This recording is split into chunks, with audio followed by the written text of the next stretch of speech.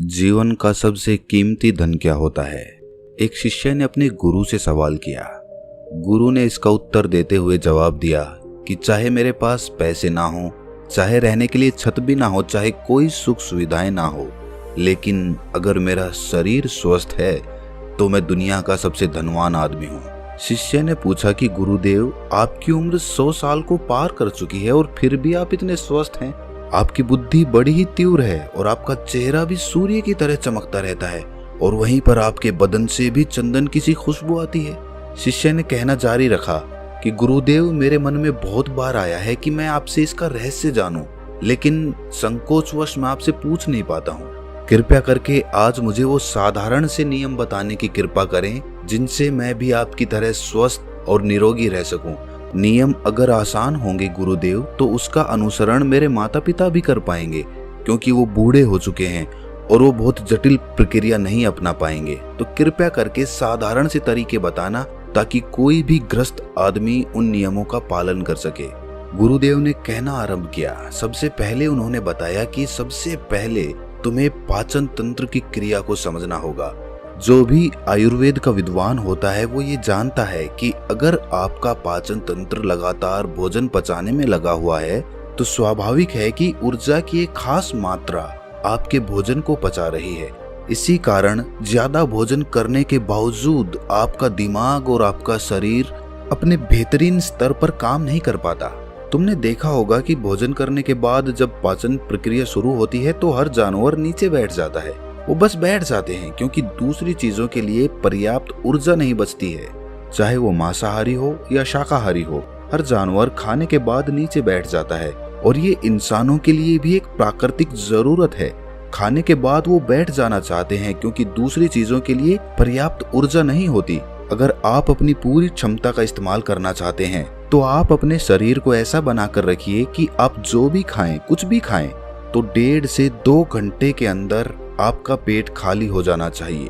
पेट खाली होने का मतलब है पेट की थैली खाली होना, यानी कि जब भोजन आंत के दूसरे भागों में चला जाता है तब पेट खाली हो जाता है, क्योंकि आंत में प्रक्रिया बिल्कुल अलग होती है। वो पाचन नहीं होता है, वो ऊर्जा को ग्रहण करती है। आंतों द्वारा इस ऊर्जा को ग्रहण करने के लिए ज्यादा ऊर्जा नहीं लगती है, ऊर्जा लगती है पाचन क्रिया में। जब खाना पेट की थैली में मौजूद हो तो बेहतर है कि आप अपनी गतिविधि को कम कर लें। अब अगर सोचिए, सारा दिन आपके पेट में खाना मौजूद रहेगा तो आप अपने जीवन की पूरी क्षमता कम कर लेंगे। आप खुद देखिए कि जब आपके पेट में खाना मौजूद होता है तब शरीर कैसा महसूस करता है और जब पेट खाली होता है तब शरीर कैसा महसूस करता है। आप खुद पाएंगे कि आपका शरीर और आपका दिमाग तब बेहतरीन रूप से काम करता है जब आपका पेट खाली होता है।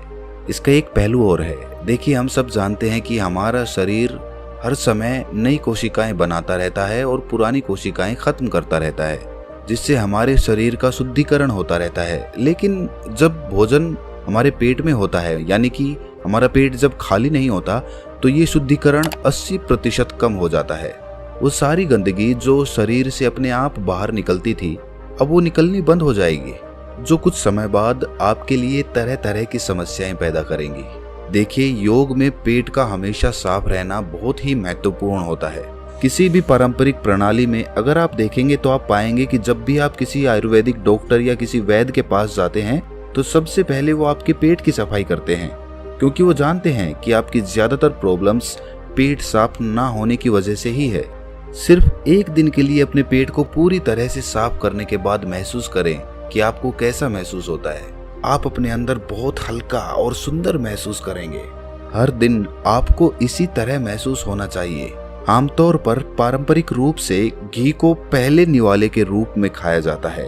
घी एक चिकनाई वाला पदार्थ है जो पूरी आहार नली को चिकनाई देता है। आपको सबसे पहले इसे ही खाना चाहिए ताकि ये भोजन के प्रवाह को आसान बना दे।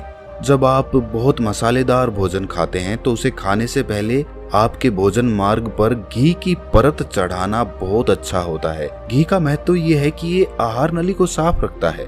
तो जो व्यक्ति घी का उचित तरीके से सेवन करता है उसका पेट हमेशा साफ रहेगा, क्योंकि वहाँ कुछ नहीं चिपकता, वहाँ कुछ भी लंबे समय तक ठहर ही नहीं सकता। पेट का कैंसर, आंत का कैंसर, आजकल ये बहुत ज्यादा हो रहा है।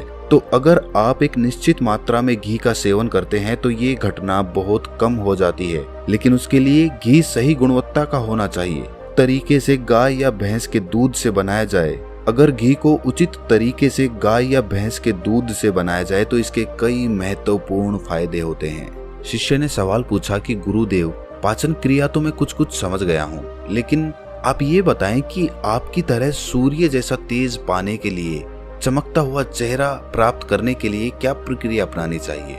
गुरु ने इसका उत्तर देते हुए कहना शुरू किया कि देखिए, आज के समय में बहुत सारे लोग सुबह उठते ही खाली पेट चाय पीते हैं। चमकता हुआ तेजस्वी मुख पाने के लिए हमें कुछ प्रक्रिया नहीं अपनानी, हमें बस अपनी दिनचर्या सही करनी है, अपना खान पान सुधारना है। सुबह खाली पेट चाय पीना जहर के समान होता है। वो धीरे धीरे आपके अंदर आपकी आंतों को कमजोर कर देता है। पेट में धीरे धीरे एसिडिटी होने लगती है और अपने आप मन और मस्तिष्क सुस्त पड़ते जाते हैं। सुबह उठते ही तुम्हें तांबे, चांदी या मिट्टी के बर्तन में रखा हुआ पानी पीना चाहिए, लेकिन चांदी और मिट्टी की तासीर ठंडी होती है, इसीलिए कफ, अस्थमा या दमा जैसे रोगी इसका उपयोग ना करें। रात में आपने चांदी, तांबे या मिट्टी के बर्तन में पानी रख दिया और सुबह खाली पेट बिना दातुन किए हुए उसे पी लिया। शिष्य ने सवाल किया कि गुरुदेव, बिना दातुन किए हुए अगर हम वो पानी पिएंगे तो हमारा बासी थूक हमारे अंदर ही चला जाएगा। गुरु ने उसे बताया कि वो तो अच्छी बात है, क्योंकि बासी थूक औषधि के समान होता है। गुरु ने चेतावनी दी कि देखिए, जिन लोगों को अल्सर, टीबी या निमोनिया है, उन्हें खाली पेट पानी नहीं पीना है। तांबे के बर्तन में रात में रखे हुए पानी में उसके संस्कार मिल जाते हैं, तांबे के गुण उस पानी में आ जाते हैं और वो तांबा हमारे शरीर में जाकर बहुत से लाभकारी फायदे करता है। गुरु ने चेतावनी दी कि अगर मजबूरी ना हो तो प्लास्टिक की बोतल में कभी पानी मत पीना, क्योंकि प्लास्टिक की एक ऐसी संरचना होती है, जब वो गर्म तापमान पर आता है तो प्लास्टिक धीरे धीरे पिघलना शुरू हो जाता है, और जब वो बहुत बारीक स्तर पे पिघलता है तो उसके कण उस पानी में मिल जाते हैं, जो हमारे शरीर में जाकर कैंसर का कारण बन सकते हैं। देखिए, ये पानी पीने के बाद, अपना पेट अच्छे से खाली करने के बाद आप आंवला और सब्जियों का रस पी सकते हैं। आप पीने में कुछ लोगों को थोड़ा कड़वा लग सकता है, लेकिन जहाँ पर शरीर को इतने सारे फायदे हो रहे हों, वहाँ पर थोड़ा कड़वापन तो बर्दाश्त किया जा सकता है। गुरु ने बताया कि ये भी सच्चाई है कि हर दिन एक जैसा खाना नहीं खाया जा सकता, तो जिस दिन तुम आंवला और सब्जियों का जूस ना पी सको, रस ना पी सको, उस दिन आपको दही खाना चाहिए। दही बहुत ही बेहतरीन आयुर्वेदिक औषधि के रूप में इस्तेमाल हो सकता है। अगर उसको सही से इस्तेमाल किया जाए तो हमारे शरीर में बहुत सारी बीमारियों को वो जड़ से खत्म कर सकता है। दही की एक पर्याप्त मात्रा लेकर उसमें गुड़ या शक्कर का या मिश्री का मिश्रण जरूर कर लें, ताकि आपको वो दही खट्टा ना लगे। अगर दही में गुड़ मिलाते हैं तो गुड़ बहुत ज्यादा नया नहीं होना चाहिए। गुड़ जितना ज्यादा पुराना होगा उतना ही लाभकारी होगा। और दही को थोड़ा पतला कर लें, थोड़ा पानी डाल लें, फिर चम्मच से आप उसे ऊपर नीचे करेंगे तो वो पतला हो जाएगा। पतला होने के बाद वो आसानी से हमारे शरीर में जा सकता है और उसको पचने में भी ज्यादा ऊर्जा शरीर को नहीं लगानी पड़ती। आयुर्वेद के गणित के हिसाब से अगर आप सुबह इन प्रक्रियाओं का पालन करते हैं तो आपके चेहरे का ओज बढ़ने लगेगा, उस पे चमक आने लगेगी, आप ओजस्वी नजर आओगे। जल्द ही लोग आपको बोलना शुरू कर देंगे कि भाई आपकी उम्र इतनी ज्यादा हो गई, लेकिन आप लगते नहीं हो इतने उम्र के। सन्यासियों और ऋषि मुनियों जैसा तेज पाने के लिए ध्यान और आयुर्वेद के नियम के हिसाब से खान पान, ये दो चीजें सबसे ज्यादा जरूरी होती हैं। अगर ग्रस्त आदमी भी इन नियमों का पालन करता है तो वो भी सन्यासियों जैसा ओजस्वी और तेजस्वी हो सकता है। शिष्य ने आखिरी प्रश्न किया कि गुरुदेव, मुझे ये दो नियम तो अच्छे से समझ में आ गए हैं। पहला नियम, अपने पेट को खाली रखेंगे तो हर बीमारी से मुक्त रहेंगे।